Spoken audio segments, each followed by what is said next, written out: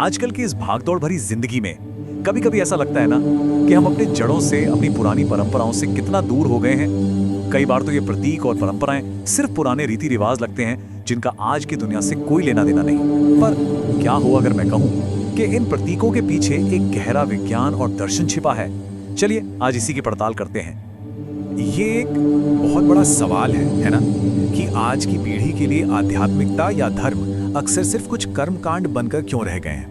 शायद इसलिए क्योंकि हम इन परंपराओं के पीछे के क्यों को, उसके लॉजिक को, उसके विज्ञान को कहीं समझा ही नहीं पाए और ये बस पूजा पाठ का एक तरीका बनकर रह गया। तो देखिए, फर्क बस इतना सा है।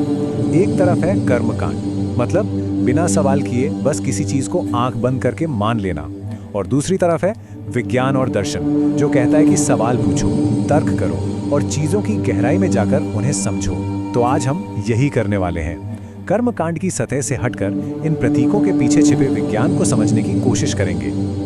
और इसकी शुरुआत हम एक ऐसे प्रतीक से करते हैं जिसे हम सब ने सुना है, देखा है और शायद बोला भी है, ओम। लेकिन ये सिर्फ एक आवाज या मंत्र से कहीं कहीं ज्यादा है। इसे सृष्टि की पहली ध्वनि, द प्राइमोर्डियल साउंड माना जाता है और इसका रहस्य बहुत गहरा है। एक पल के लिए बस इस प्रतीक को देखिए, कितना सरल है ना देखने में, पर इसका अर्थ उतना ही विशाल, उतना ही गहरा है। ये सिर्फ एक अक्षर नहीं, बल्कि ये पूरे ब्रह्मांड का सार है। पर सवाल ये है कि कैसे? चलिए इस गुत्थी को सुलझाते हैं। अब ये देखिए, ये कितनी दिलचस्प बात है। ये सिर्फ कोई आध्यात्मिक मान्यता नहीं है। आज के वैज्ञानिक भी ये मानते हैं कि सूरज से जो ध्वनि निकलती है उसमें ओम की गूंज सुनाई देती है। सोचिए कितना अद्भुत कनेक्शन है ये दिखाता है कि कैसे हमारा प्राचीन ज्ञान आधुनिक विज्ञान से सदियों पहले ही इस रहस्य को जानता था। तो हमारे वैदिक ग्रंथों में क्या लिखा है?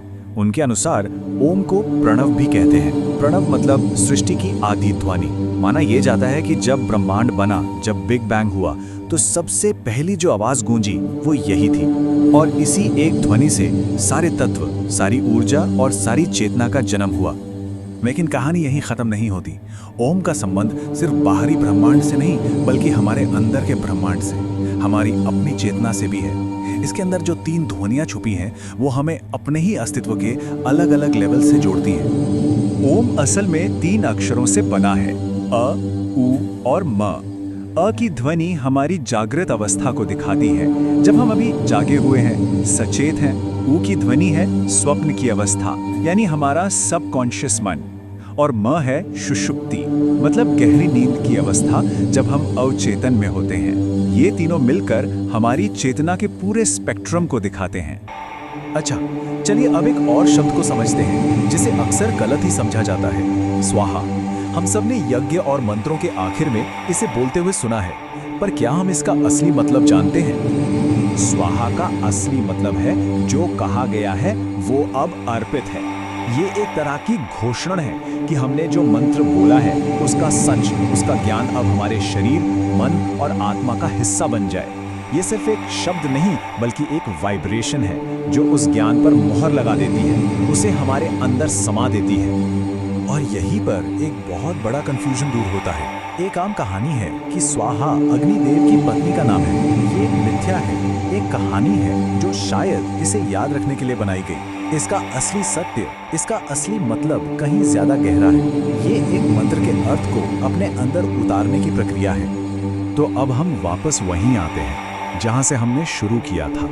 इन सब बातों का, ओम और स्वाहा के गहरे मतलब का आखिर पॉइंट क्या है? पॉइंट ये है कि धर्म या परंपरा को समझने की आजादी होनी चाहिए। उसे सिर्फ आंख बंद करके मानने की जरूरत नहीं है। और अगर हम सनातन धर्म के मूल सिद्धांतों को देखें, तो वो असल में यही आजादी देते हैं। ये हमें तर्क से सोचने, खुलकर सवाल पूछने, चीजों को सिर्फ मानना नहीं बल्कि खुद अनुभव करने और आखिरकार अपना फैसला खुद लेने की आजादी देता है। ये पाप पुण्य के नियमों से कहीं बढ़कर आत्मखोज का एक रास्ता है। तो अंत में बस एक सवाल, क्या धर्म केवल मानने की चीज है या फिर जानने और अनुभव करने की भी? शायद इन प्राचीन प्रतीकों का असली मकसद हमें आंख बंद करके विश्वास करने से ज्ञान की ओर ले जाना ही था।